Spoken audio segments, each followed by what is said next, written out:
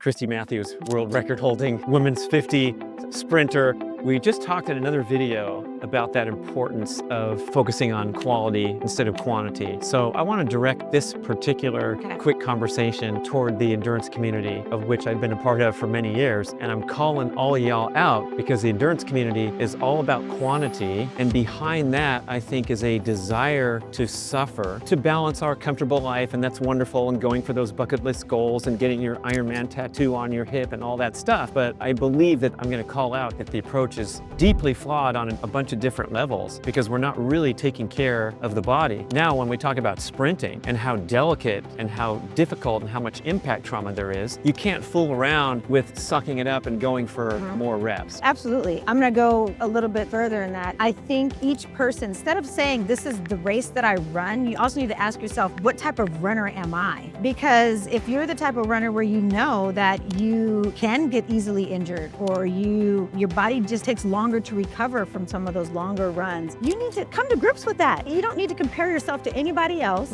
You need to think about what you're doing to yourself and how it's going to benefit you. And that's why I say, you know, when I'm out there working out, I'm doing what I need to do, I'm always thinking about how is this going to affect me tomorrow or down the road or next week or next month, because I want to keep running, but I need to keep running on terms that work for me. So that's 100% individual.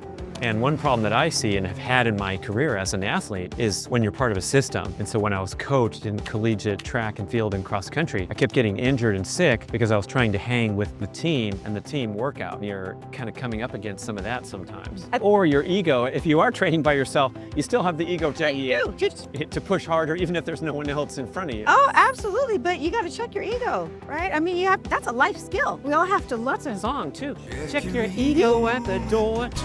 Dude, you have to learn that. One of the good things about being a 800 meter runner, I think, it's inherent in us that we're not the typical, people think of mid-distance. They usually think like 800, 1500 runners, right? Because I've had to deal with this in college too, where I run the 800, but I'm more of a speed endurance versus more of an endurance athlete. So working out with the 800, 1500 meter runners sometimes, I learned very early on that I don't run that way. That's not good for me.